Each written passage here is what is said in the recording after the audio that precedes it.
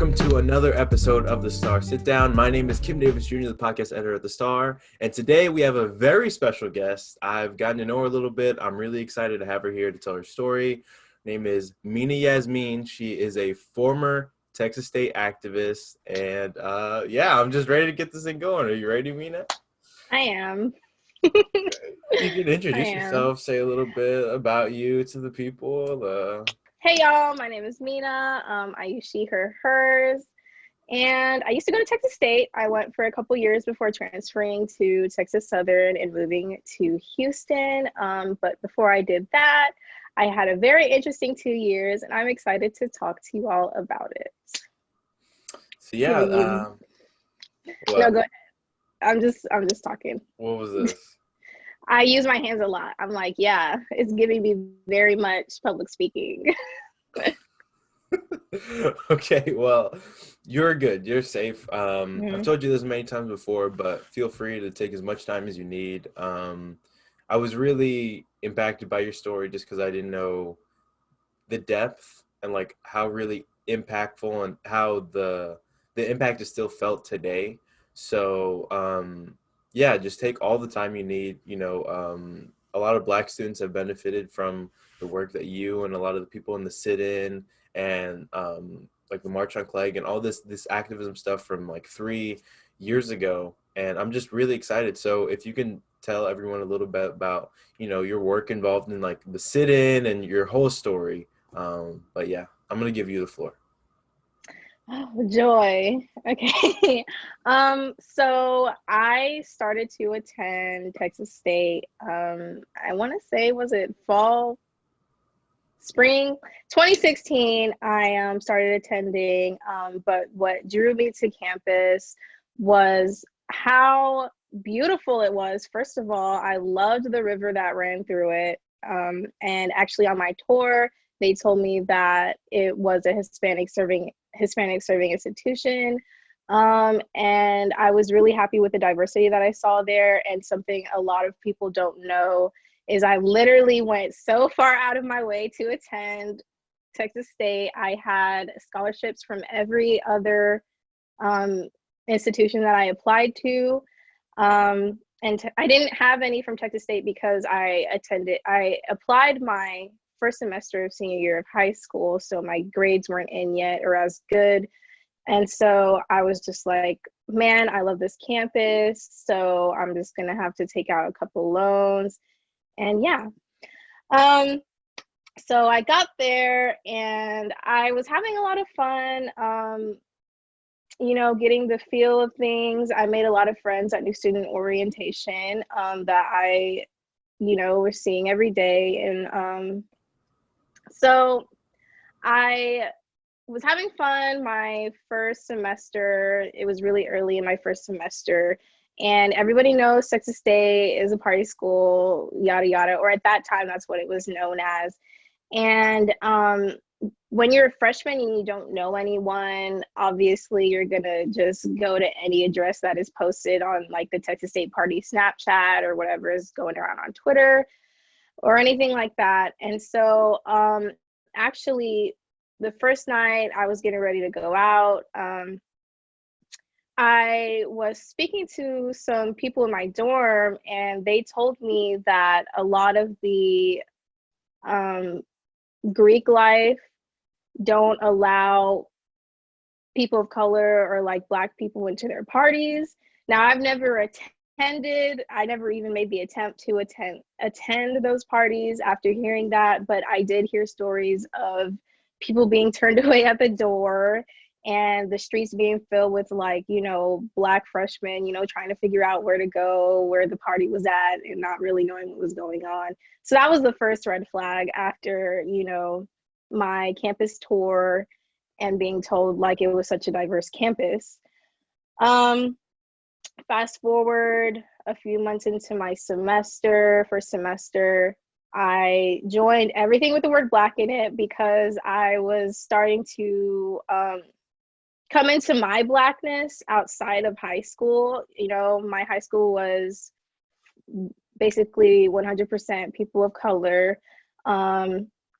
And walking around Texas State, I was starting to feel like they had lied to me about the HSI statement, because it felt like a PWI. I've never seen so many white people in one space in my life. And I felt like I needed to find, you know, the people that I would be comfortable with. So I've joined Black Student Alliance, Black Women United. What else was there? Everything with the word Black in it. I was joining, I was seeing what it was about.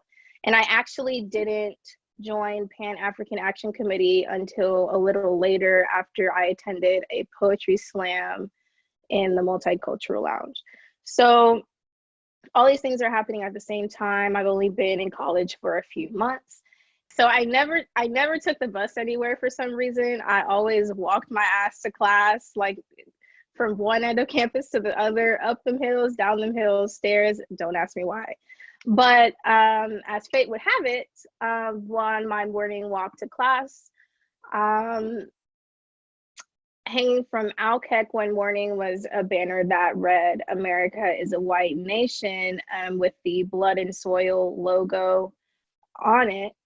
And so I'm thinking, where the hell did I end up for this type of thing to be going on? Obviously, that's another red flag. And shortly after, I started seeing, obviously, things circulating on social media.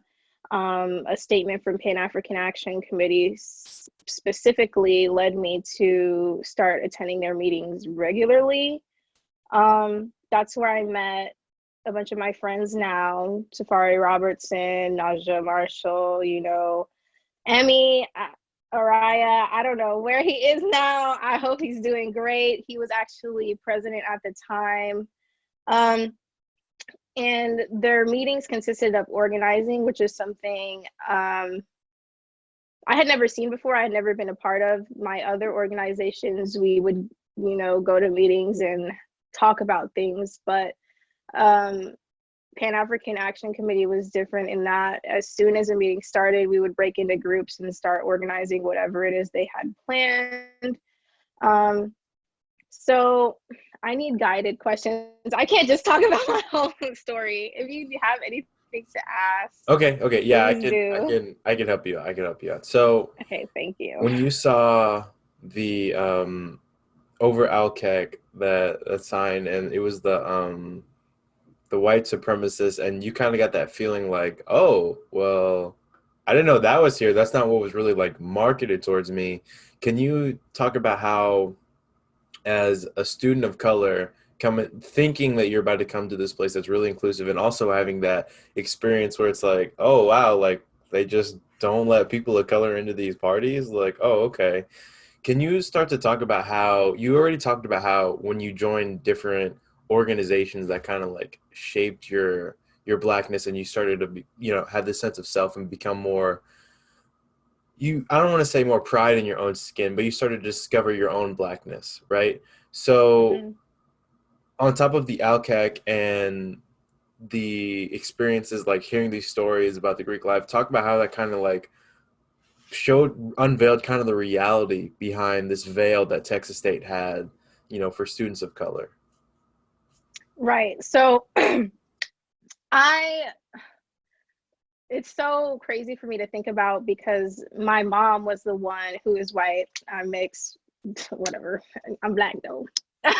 But I am that mixed kid with like the white mom. And like, before I started attending Texas State, or at least to my knowledge, people could tell. And so the conversation in my household was like, why don't you go to Prairie View? Like, why don't you go to an HBCU? And I was like, no, like Texas State is the happy median. It's diverse, even though it's not HBCU. It's mostly people of color, and it's still going to look like the community that I'm used to. And so when I started seeing these like things popping up, I first of all, I felt like Boo Boo the Fool. I felt like Boo Boo the Fool because they ride for diversity so hard at Texas State. They love to tote the fact that they're a Hispanic serving institution, but fail to tell you that a known white supremacist, like who attends attends campus, that's something you should disclose, because to me that's a safety issue. To me, having active white nationalist groups in and around a small college town is a safety issue that you should disclose, right? But I guess that's not the way marketing works. So as I'm discovering these things, I'm talking to people, I'm learning about things that have happened in the years prior. Obviously, there was a big eruption around the election the year before, when I was a senior in high school. Before I got there, I heard a story about someone telling that a member of the LGBTQIA plus community that they were going to throw them off a roof. I heard stories about people editing the face, excuse me, of a Black student onto an image of a slave being lynched and spreading it on social media. So as all this started to unravel, I'm looking into not necessarily what I can do, but what more can there be? I'm trying to get the full story, because I was just completely in disbelief. I was like, there's no way it could be this bad. I really thought that racism of that magnitude did not exist anymore, because I was completely surrounded throughout my formative years, like my early teen years to, obviously becoming a young adult, around people of color. So alarms started going off, and the conversations that I was having in my organization were becoming more serious and more in depth of, like, the general population's feelings. And I also had no idea. I should have done my research. I'm always kicking myself for not doing my research on this institution, and being like, oh, the campus is pretty, a river, and being like, this is where I want to go. Because I had also just learned that the the Black student population had just barely gone up from 7% to 11% that year. And then it clicked. I could tell, because we would see the same people at every event, every org meeting, anything. There was a hashtag Black Texas State. I didn't even know about. Like, I had no idea the community was that close knit. So in the midst of this, one of my friends, now friends, we weren't friends at the time, but had just released a column. It was very contradictive. Is that the word? Tell me if I'm being a dumbass when I'm speaking, because I think controversial. yes, Okay. very controversial, nationally as well, not just in Mm-hmm. the tech state community. Right. Yes. So my friend had just written this column. It was published and printed, excuse me, by the University Star, called "Your DNA is an Abomination." It was really controversial. We were on Fox News. That's how controversial it was, being dragged. And it was a critique of the idea of whiteness and how it's constantly associated with power. And what a lot of people just took and ran with was the title, which is literally a Kendrick Lamar lyric. Kendrick Lamar said it first and was speaking to white people. There's a word in the column that literally debunks any type of literal interpretation that means the essence of, the idea of, and the word is ontologically, right? So people completely took the skills that they learned in junior and senior year of high school, and any critical reading skills that they had, and threw it out as soon as they saw death to whiteness, right? They took that literally, and it set off a media storm. There were Nazis, white nationalists, sending death threats to the University Star, to the columnists themselves. And basically, for lack of better words, it was a shit show. It was a shit show. Everything. I'm gonna take a sip of water really quickly because this is embarrassing. It sounds like I smoke 3 packs a day. Excuse me. You hear that gulp? I love ASMR. mukbangs. Yeah, I know. I love mukbangs. I love it. I'm gonna like check my teeth really quickly because every time that happens, I get lipstick on my teeth. Give me like 1 second. I don't want to be embarrassed. I'm sorry. Because I'll keep talking and talking. Yeah, there's literally lipstick on my teeth right now. And you know, I'll be smiling. Got some big front teeth. Okay. For lack of better words. For lack of better words, it was a show. And this is what jump-started everything that led up to the sit-in, the climate on campus. It was like a volcano waiting to erupt, right? So the column is published, it's released.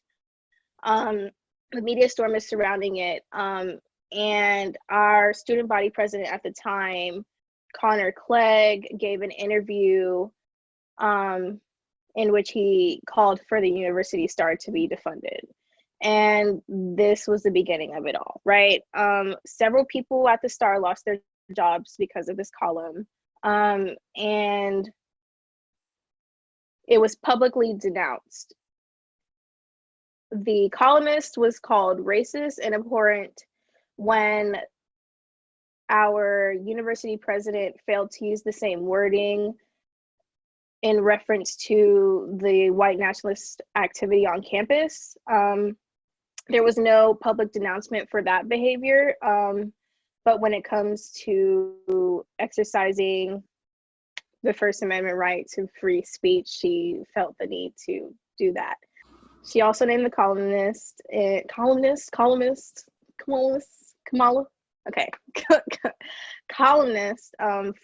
full government name in her statement that was distributed to the entire campus, placing a very, very, very large target on their back, right? So now we have university president fumbling everything, looking just dumb because she could not use the word racist when it came to white nationalists, but used the word racist when it came to a single student exercising their right of free speech. And then we had our student body president calling for the University Star to be defunded because it was in our tuition, and he felt like, I guess, that was his right to do so. Obviously, that's illegal. Can you hear the dog barking in the background? No, you're good. Okay.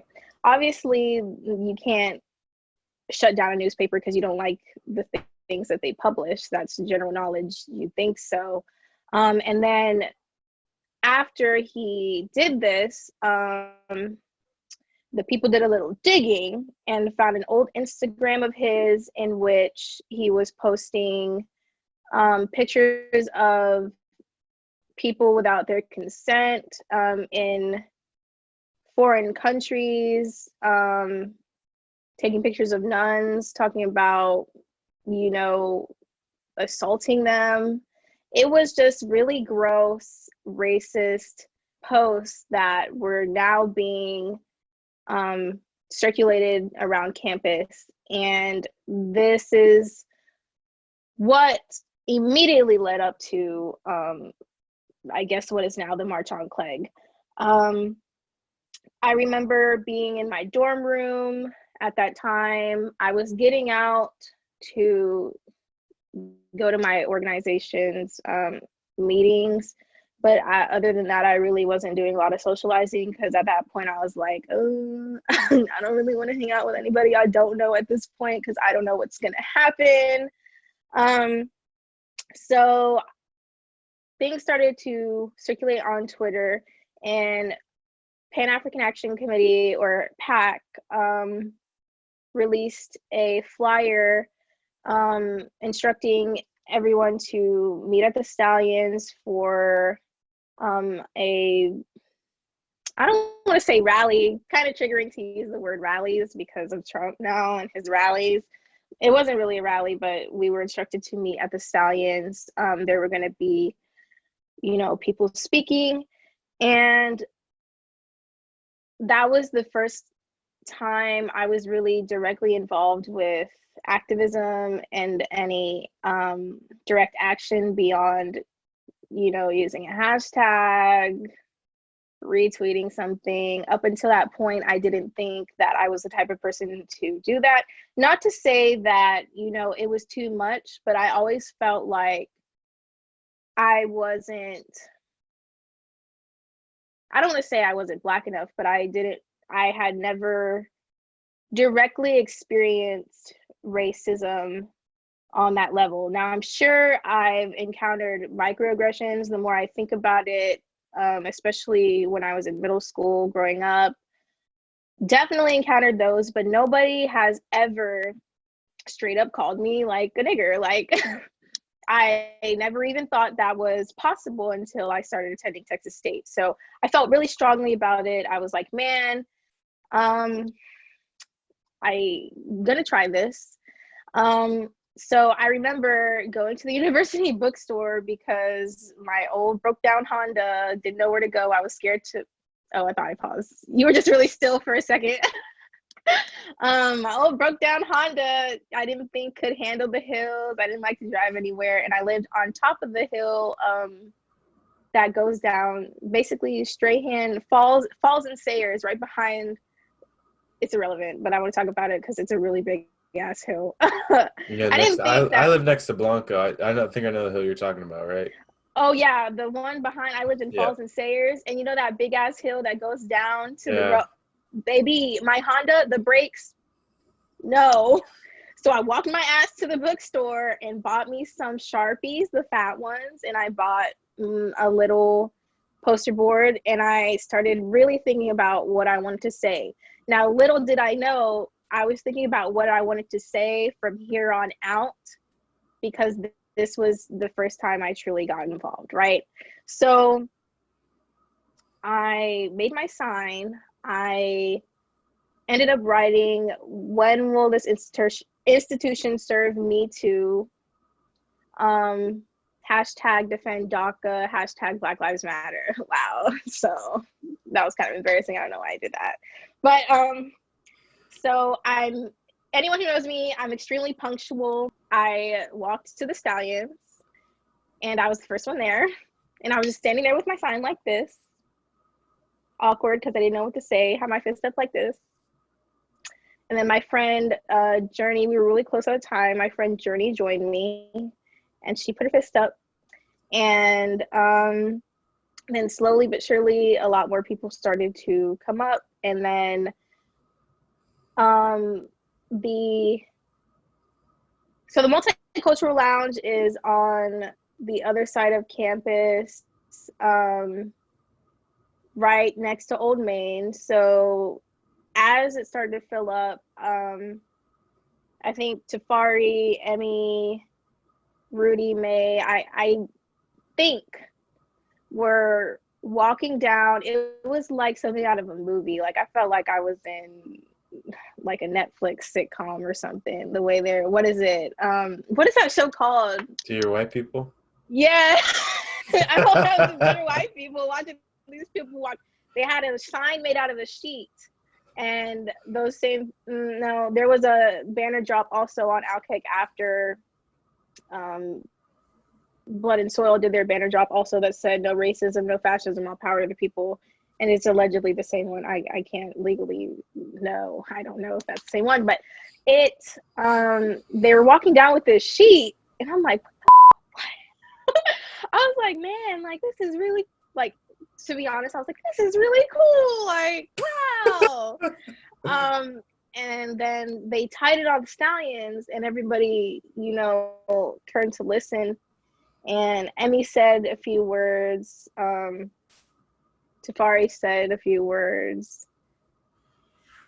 Rudy, the columnist, I'm not even gonna, everybody knows who it is. So I feel like I shouldn't even like not say it, but You just put redacted. But Rudy said their piece, and we were going to march to a student government meeting where this fucking dog, where I cannot tell you, I was so unaware at this point. It was all very surface level for me at that time because I wasn't as involved. Everything, I was getting all my information from social media. So I know at this point that one of our friends, Alyssa, wrote up impeachment papers. And we're going to the student government meeting to voice our concerns and distaste with Connor Clegg. And I was feeling brave that night. I remember I walked up to the podium and choked, as I would do for the next 2 years You mean with the like exception. you stuttered because of the like pressure of public speaking? Yes. Oh my God. I giggled. It was really bad. I started talking. I knew what I wanted to say, and I should have written something down. I was shaking. It was really bad, and it looked like I wasn't taking it seriously. And I always cringe about. That's like one of the things I wake up at in the middle of the night and cringe about. Like, damn, these people probably thought I was just goofy, like just there to be there, but You were a I wasn't. freshman, right? Yeah, Yeah, it makes sense. yeah. So I was like, man, I got up there, said my piece. A lot of people did that day, and that was also the day that I laid eyes on one of my closest friends. They go by X right now. Um, yeah, they at the podium they talked about how they carry a box cutter for safety. I don't know why I'm smiling while I'm saying that because that's obviously really sad, but the story And behind. so just to clarify, so this happened after the Stallions, and this was Mm-hmm, so was this during that point? Because I know you said that Rudy had spoken. So did you go mm-hmm. from the Stallions and then go to another location? I just want to make sure because Yes. it keeps freezing sometimes, and it's Mm-hmm, hard just to. I just want as much like continuity as possible. So you mm-hmm. guys are at the Stallions, and then this location is where? I just want to be make. um LBJ Student Center. I can't remember the room number for the life of me. The teaching theater. Right, right. That's where they hold the meetings. And yeah, so I that was the moment that I met a lot of my friends. We walked in chanting, hey, hey, ho, ho, Connor Clegg has got to go. We was really getting down. And the meeting ended. That was it. And then more things started to happen. I mean,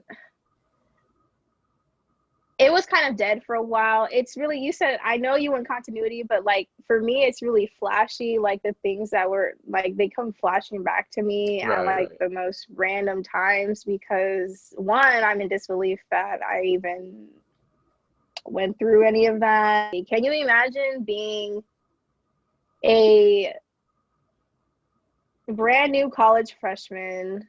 All of this is happening. You're transitioning and trying to, grow into the person that you're going to be for the rest of your life. And then learning, like, oh my gosh, like, damn, racism. Like, damn, racism. Like, that was really it. Like, damn. It's really bad. I laugh about it, but I was losing my shit. Like I was like, this really happens. Like people really say these things with no regard and with their entire chests and post these things and are so unapologetic. Like it was scary because people really are in that mind frame. And then my gears are turning like, oh my gosh, I got to drive through a sundown town to get here, Luling, a bunch of honky tonk, just rolling hills, nothing but field. So I was in distress and trying to have a good time at the same time because it was my first year of college. I wanted to have fun. Now, in the midst of all this as well, I was failing like 3 of my classes because I had no idea how to deal with I had no idea how to balance. My mind was consumed with, okay, what are we going to do next? Who am I? Like, is this what I want to do? Just things like that. And the conversations that I was having in my classes as well, full of white people, I was like, pretty much, it's always like me and maybe like 1 or 2 other people who look like me in these classes now. And everyone had an opinion about this column and you don't want to say anything. So it's just crazy to think about. So can you talk a little bit about the sit-in that kind of got put in motion after what had happened with LBJ? Yes. So we're going to student government meetings regularly now, keeping up with, impeachment proceedings. And I think during the meeting in which they were supposed to read what he was supposed to be charged with and whether or not he was guilty was, I cannot tell you which meeting it was at. I know, and I wish I knew the logistics of it, but I knew that I think at first they found him not guilty. They found him not guilty of anything and didn't feel like he needed to be impeached, but the dean overturned it and then we were able to proceed. Now the meeting, the dean basically said like, no, he's guilty. Now the meeting in which they were supposed to have this hearing, there were 2 meetings like after that. So the first time half the Senate did not show up, we were obviously like, wow, these is like, you go ahead, bleep that, because that was our mindset. Okay, these motherfuckers did not show up. Now, if you're a member of the student senate, you get 2 absences, and I guess a lot of them have not used them. So the meeting was adjourned, and obviously we were just all pissed, and it was set for either the next, I think meetings were on Mondays, the next Monday or the Monday after that. Now, whenever it was, the Senate did not meet quorum at that meeting either. And that's when shit really hit the fan because we knew what was going on. We were really angry at this point. So when I always want to call this girl Jackie Bozbaz. Her name is not Jackie Bozbaz, but I knew a girl. I knew a girl named Jackie Bozbaz in middle school, and now every time I think of Jackie, I'm just like, Jackie Bozbaz? It's not Jackie Bozbaz. The Jackie who was next in line for president. Oh my gosh, that's another thing. The vice president was impeached or relieved of his duties because he got a DUI or something. Like, so we didn't even have a vice president. We just had Connor Clegg. So this Jackie girl is supposed to be the next president, following Clegg's resignation, impeachment. That's another thing. We initially called for his resignation. He refused to resign. And so it all led up to this meeting where the Senate did not meet quorum for the second time in a row. And I remember the moments leading up to that because we're seeing the empty seats. We're murmuring like, oh my God, they're not gonna show up. They're not gonna show up. They're not gonna do this. They're not gonna be here. They're standing in solidarity with their Michelin man. I'm sorry. It's not funny, but it is. It is pretty. It is. It is. Because that's what he looked like. Okay. So, they called roll and we realized they're going to have to adjourn this meeting. And the place erupted. I know I, for one, was pissed. I saw red. I was like, are you fucking kidding me? Da, da, da, da, da. Like, so he gets up to leave. He leaves. And I don't know who said it first. But I know I said it. I was like, I'm not leaving until he comes back. I'm not leaving until y'all get him here. Like, get every single person who was supposed to attend this meeting in this room. And now there's a group of students asking Jackie, like, someone has to, like, who's going to take responsibility? Something has to be done, basically, you know, taking out their frustrations on her as well. Tafari, who is like an instrumental part of all of this, was upstairs at a USAC meeting, Underrepresented Student Advisory Council, was upstairs at a USAC meeting and came down to see, you know, what the hell was going on. So somewhere through all that, a bunch of us decide, like, we're sleeping here. The word sit-in was muttered, and that's what happened. So we start getting on our phones, like, we're like, bro, everybody come to LBJ, there's a party. Like, nah, we not leaving till Connor Clegg and his constituents coming back in here. And that's what we did. That's what we did. We started making like a plan of action. People started drafting press releases. People started, you know, posting things on social media, started the hashtag. I think at the time there was a whole Twitter dedicated to everything that was going on. It's suspended now, but it was Resistance Texas State. We just started blasting, telling everybody, like, this is what's going on. Get your ass here, basically. So that night we did spend in the teaching theater. People started bringing blankets, food, extra clothes, and we spent that night in the teaching theater. And it wasn't too serious that night. You know, we were having fun. We were using the projector, projecting like music videos.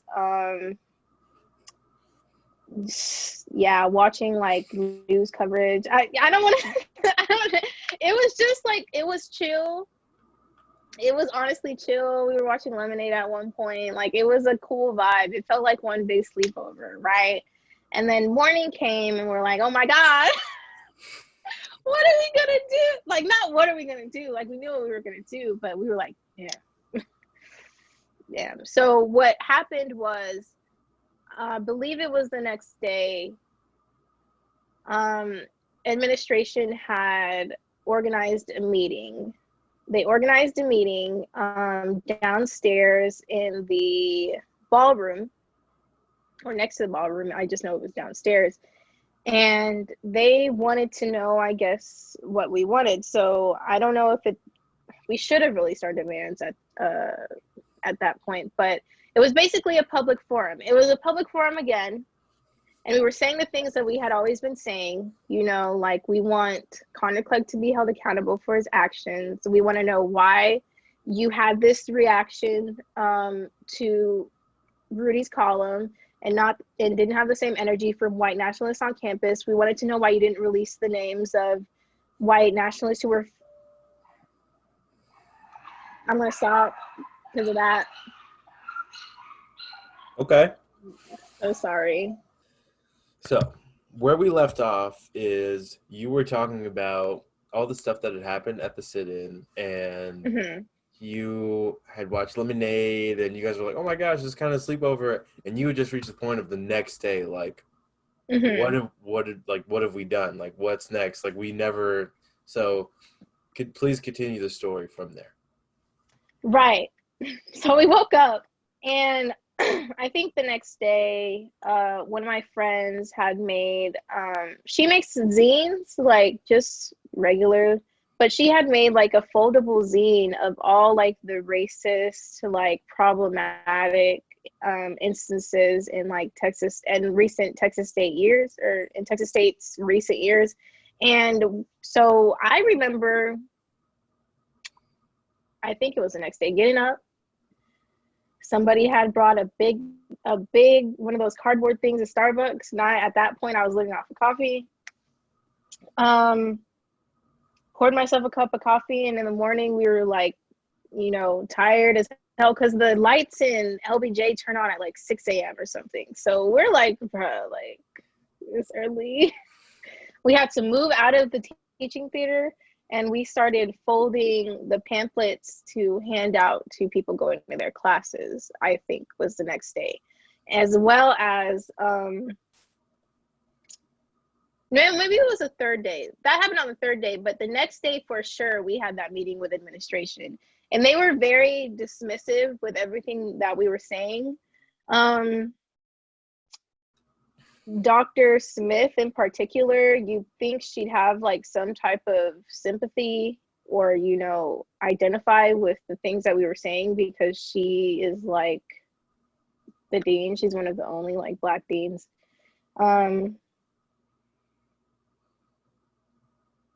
Stop. Okay, still. See, get it on. Still was no, like they were very dismissive. Everything we were saying, I wish I could find the live stream. I went back and I tried to lace myself up on everything that happened so I could be as accurate as possible. But the attitude just wasn't great. You could clearly tell, like, we were overwhelmed with the fact that we actually like started a sit-in, and administration, they weren't hearing us. They were lying, like just blatantly lying about stuff. And towards the end, we realized that one of the senators who was missing in the meeting the night before was in there with Jackie. And he was sitting there like a douche with his Ray-Bans on the entire time. I think I said this in my interview, but if you can imagine the most like Caucasian frat boy ever, that was this guy. Like the what is the, not Lululemon, the elephant, Vineyard Vines, that's a whale. Yep. The threat, like, yeah, Vineyard Vines, Sperry's. Yeah, all of it. But he had on the collared shirt that was striped, I think. And on the way out, he basically said some like just some very slick under his breath, and someone heard him because we had realized who he was, and we started asking questions like, where were you last night? Like, what's going on? Like, basically everything was coming to a head again. And he said something like, what you guys are doing doesn't matter. And then people really got pissed off. So we started to follow them to the floor where the president's office is. There's like a student government office in LBJ as well, upstairs. And we followed Jackie up there. I remember we were chanting like shame, shame, shame, shame, and they got escorted out by an officer. Now, we lost them for a second, and we realized where they were going, what parking garage they were going to, and so we cut them off there. We were blocking. I don't know if someone's gonna get arrested for me saying this. Allegedly, we were standing in front of, I think, Jackie's car. We just wanted answers for what at that, because really, I think we had them. I think our frustration just again came to a head at that moment, and I can't tell you what we were doing in that parking garage. I honestly can't tell you. It was just big mess of emotion. And we're asking questions, wanting answers. This girl is scared. This guy is being an ass with his Ray-Bans once again, like acting like he doesn't care about anything. And it's just like adding Tinder to it. That's not even the phrase. Basically, they're just fanning the fire, making it bigger, bigger, bigger, bigger, bigger, because they did not care. So I can't tell you what we were doing in that garage. Like, I think about it now, it felt like we had such a purpose, like such a purpose going down there. And for what? We blocked these people in, asking for answers to several different questions. Then obviously the police got involved. They're asking us to move. We formed like a chain, blocking them in, until we got what we needed or wanted. Not even wanted, like, I guess what we needed, but at that point we weren't going to get what we needed from them, because at the end of the day they can't snap their fingers and impeach Clegg, which isn't even what it was about at that point. But emotions were running high. One of the seniors at the time, Russell, had like a really emotional outburst, I think, because he's been there longer. He knows the history a bit more. He was angry. Like, he was like, I'm tired of this. I'm tired of y'all. Why is it that it's come to this? Like, crying. And summons transpires. I think Officer Sue, her name was. It's like this white lesbian cop that, you know, the student body for the most part really liked. She tried to, you know, convince us to move. She's trying to relate to us, just due to the fact that she's marginalized as well. But we weren't really having it. We weren't really having it because she was in uniform. We weren't having it. And things happened to where we finally decided to move. So we all collectively decided to open like a door as we're like linked up like this. And as soon as the car pulls out, a cop goes to reach for somebody, and then, you know, my friend Journey gets in the middle of it and is like, what are you doing? I think some of the discussion was, you know, we could just go back upstairs and let it be that. But that's not what happened. It seemed like they were trying to take us that day. And somebody ends up on the ground. I hear crying. I'm hearing hyperventilating. I'm just like, what is going on? So somebody, there's like a hair in my lip gloss. Oh, God. Somebody negotiates with one of the officers, and we all end up going upstairs. After that, I can't even tell you what we were doing in the parking garage. Like, I wish we could use footage from like the Zoom that I had with everybody, because I feel like I explained it better. Because like I know now, like, we shouldn't have done that. There was no purpose to it. We were just angry. We were acting purely on emotion, and we were needed elsewhere.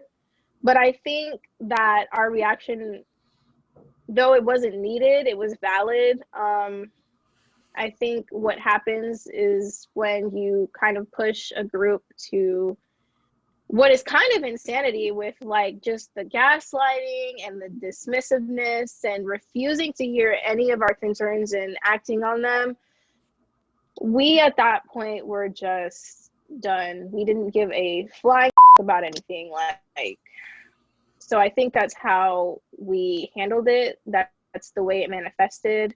And ultimately, that's what got several people arrested. So I think about that a lot. But we ended up going back upstairs. We hosted a press conference. And yeah, I think that was most of the second day. I think I remember stepping out for a little bit, going for a walk, taking some cool pictures in like the greenery outside. I think my hair was pink at the time. So um that was second day. Yeah, second day was garage day. Let's call that garage day. Just a mess, child. Just a mess. We had media calling coming in from, greater Texas areas. So we released a lot of um, press releases. I'm like losing my train of thought. I do have the demands right here. So let's reiterate. The sit-in itself was not just to get Connor Clegg impeached. I didn't say this here, but the whole purpose of Pan-African Action Committee and why it was created was to get Black studies onto campus and onto curriculum. So this was already going on a year or two before I got there. List these demands, so I'm going to read them out. It was to establish a Black Studies minor and or accessible enrollment track by fall 2018, publish a timeline for the international recruitment of Black professors to match Black student population in coming years. This was something that in the meeting I was so mad about, because their answers to why there were like no Black professors on campus was because they can't find enough who are qualified. Oh no. Yeah. Yeah. See, like it doesn't make it was just BS after BS. So yeah, that was the addition of a cultural diversity requirement to the general core curriculum, as well as the expansion of diverse course options under current core requirements, including but not limited to language, philosophy, and culture, and advanced literature electives. Immediate hiring of an on-campus immigration attorney at no cost to the students. As well as a published plan of action for the continued support of undocumented students at Texas State University, and to establish a system independent of university police for tracking, reporting incidents of hate, bias, harassment, or intimidation. So, my lipstick is bothering me. My bad. So now, here in this very moment, we have two, I want to say, out of the 1, 2, 3, 4, 5. And it wasn't about Clegg anymore. Like at this point, it was just symbolic. Our statement to I guess my philosophy behind that was, like, I could care less if this man is impeached, but I want to know that the university and student government is publicly denouncing this type of behavior and forcing this man to take some responsibility, the system at least to take responsibility. So that's basically what it turned into. And as the days kind of went on, I wasn't a part of like the leading group. I wasn't in too many talks. Like the most important talks, I was not in them because I wasn't as significant, but I was kind of in the thick of things. I was friends with people who were in those talks. And we ended up speaking to the student organizers from Howard who had just had a sit-in as well that year, and kind of deciding how to move forward. So what we decided we wanted at that point was a published timeline for all of these things, and that timeline to be published publicly. We wanted it like distributed to the entire campus. That way we had something to hold them accountable to. It wasn't just, talk. It wasn't just to get us out of LBJ. And I remember on the last night, that's what happened. That's what happened. We got emails from Dr. Smith, and I think a few other administrators, and that was kind of the beginning of the end. some of the administrators had made Twitters to tweet these things out. We got them directly into our inboxes as well. And I think the majority of the people there were really tired at that point, because I think it was hour 72. So what? That's how many days is that? I can't even tell you. Like Like four, three. It's three. I'm pretty three. sure. Why did I say four? What's 4 days? It doesn't I'm matter. like four. I'm thinking 4 days is 48 hours. Like And dumbass. That's it's okay. 96 maybe. Okay. 97. It doesn't So matter. It doesn't matter. yeah, it's day 3. It was like 70 hours, 72 to 75. And so we had been there for a while. It's close to final season. People were trying to, work with their professors at this time too. And I remember it was late at night, it was pouring, and we took a vote on whether or not we were going to vacate the space. I wasn't there when that decision was made. Not the decision itself, but the decision to vote. I was with my boyfriend at the time. So that's also what the situation was for a lot of the instrumental people in this. They were elsewhere, because even though we were occupying the space, we needed breaks, at certain times. So we weren't all there. Now, there were people voting over the phone. So for that reason, I feel like we should have waited a couple days to get everybody there at least, or just another day. I don't think we should have left that night when we had, especially since it was storming outside. Like, they staying one more day wasn't gonna kill them. Like, not like the people staying there, but like administration. Right. What were they gonna do? Way too many of us in there for them to do anything. So it wouldn't have been bad to stay one more day, because it's not like they were gonna pull up with a. Well, you know what? I can't even say that, because they probably would have. They probably would have arrested us en masse. But I feel like we should have ended it. I feel like we shouldn't have ended it when we did. We should have waited a day to really take that day to discuss what needs to happen and what something more tangible we can get from them. But at that point, they had really done what we asked. So I think the attitude was, what, they did it, so like, why are we still here?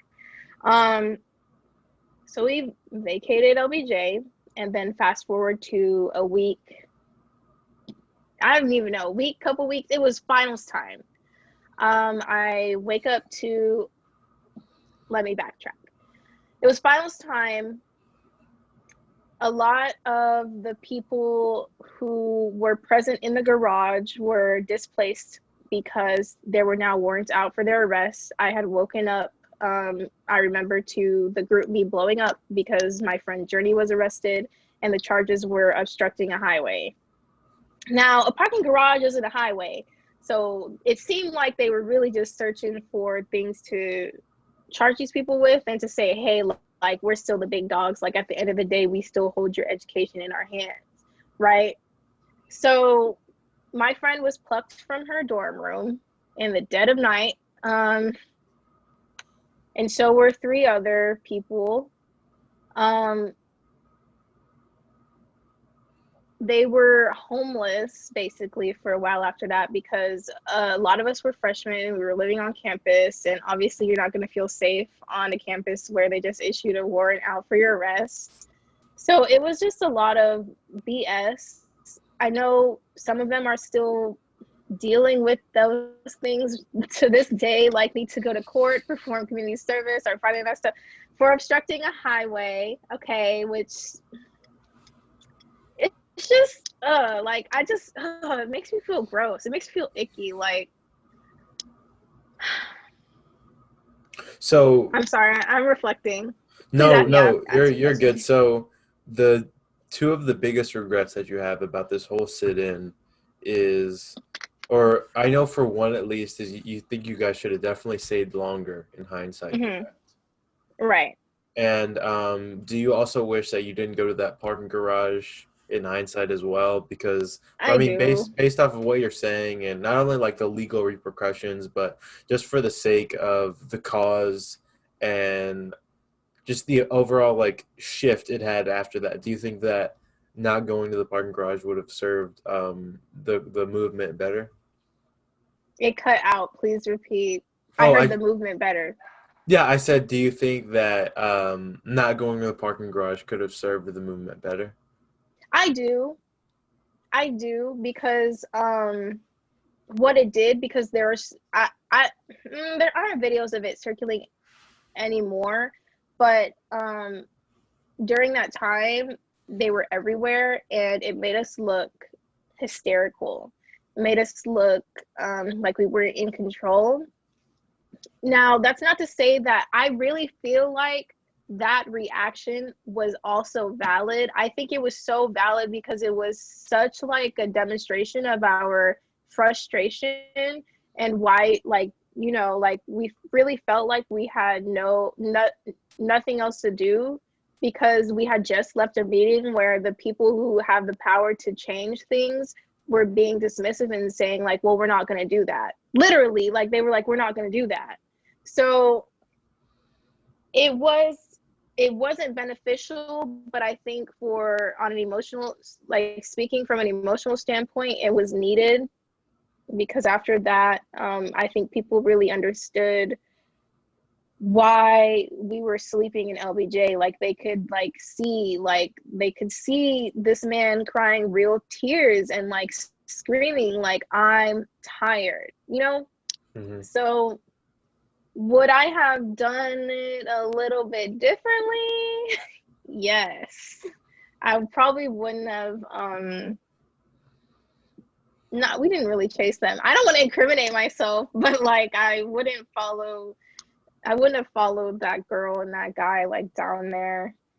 Um I think we could have just blasted them and made a video just the same, as opposed to the situation that happened. So Are you upset that in the wake of everything that happened in this movement, that a lot of the changes that came from the activism that you took part in, you didn't get really the opportunity to bear the fruit of your label of your label, bear the fruit of Instagram. your labor? Hell yeah.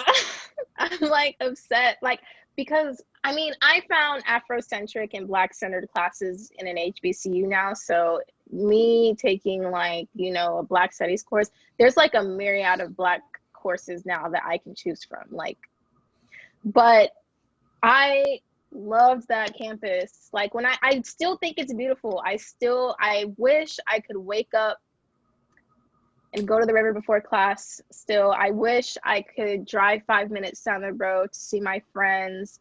I wish I didn't have to pay $20 for gas once a week, because my tank lasted a whole month in San Marcos. So I was either taking the bus or walking.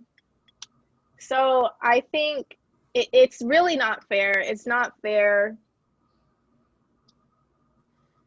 It's especially not fair because the university is trying to move the multicultural lounge to LBJ and take credit for all the work that Tafari and Pan African Action Committee did, getting a Black Studies minor onto campus.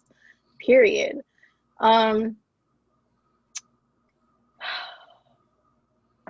Also, one of the things that I really struggled with after into my sophomore year, which is like a whole different story. But I remember telling you, I was depressed. Like I was depressed as hell, um, because I didn't feel wanted on campus. But also, like I said, like that's such like a pivotal, like transformational time period for anyone transitioning from being a teenager into a young adult and finding yourself. And I had let activism consume everything about me.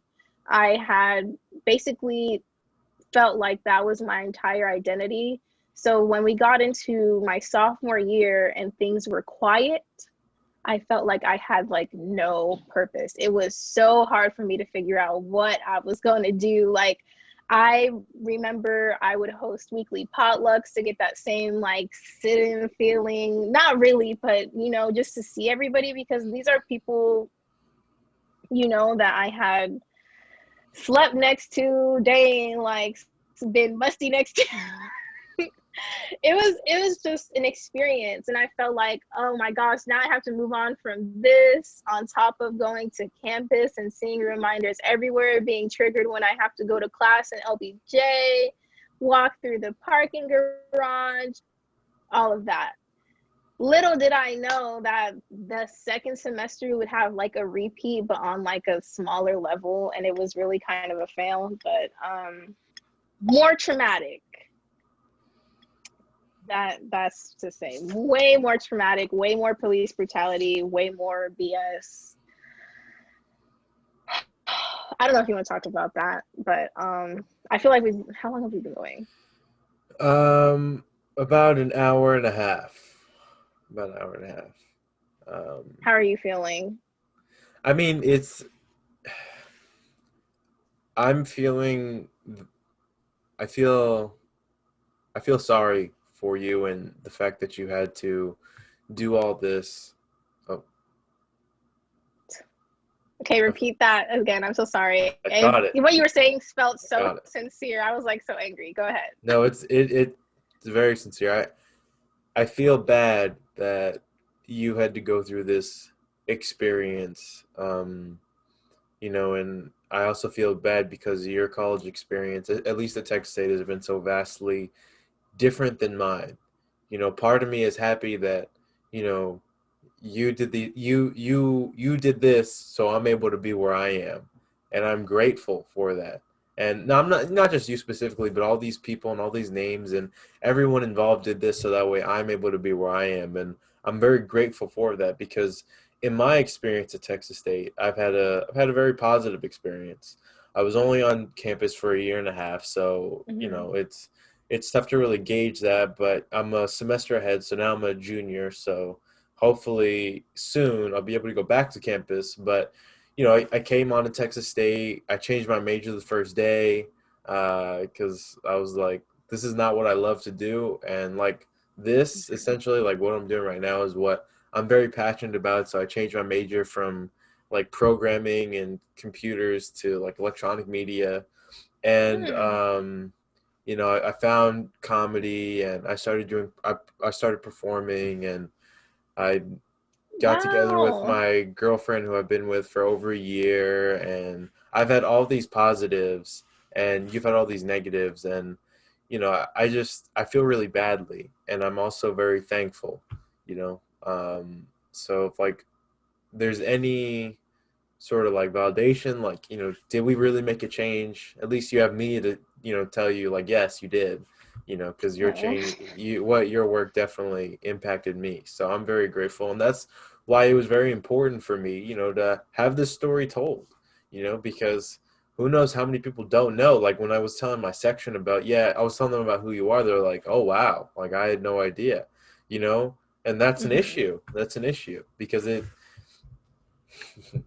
very important. And it's very I'm sorry we had all the tech difficulties and everything like that. I'm going to do my best to smooth it and make it as coherent and as unified as I possibly can. But I'm very grateful for you and your time and hearing your story. So Oh my God, stop. You're welcome. I'm sorry. I get like, I'm not used to like this. That was really nice. And I really appreciate it. You're right about the validation because a lot of us like don't go to school there anymore. A lot of us who were involved like do not go to school there anymore. And so it's really reassuring to hear stop. It froze. in school. Oh wait. I don't want. See how you were saying with me. It sounded really sincere. I want to hear that. Mm-hmm. Sorry. Go ahead. You said it was really great to hear. Oh yeah, it was really great to hear. I don't want to continue my education after I get my bachelor's because I don't like school. The irony, right? I don't like school. My career path is nothing but school. But I might go back for grad school. I really do love the campus. Honestly, like I love it. The way like when I before all the turmoil and all the trauma, I really did like waking up, going to the river, all that good stuff. I have made a lot of friends. And actually one of the friends that I made during all of that, his name is Fabian. Shout out to you, Magic Man. He was in grad school at the time. So it makes me want to go back just to you. Run it back. You know what I'm saying? Run it back. And I was looking to teach in Austin anyway. So it would be a nice little, you know, homage maybe. I don't know. It's just like it's so weird to like think about all of this again and talk about it. Like I was getting tired talking about it because I'm like, dang. Not like, oh my gosh, I'm tired of talking about this, but like I was like I feel like my body was having a reaction to how I was feeling at that time because I was so tired. I was so tired of it all. I was just like, man.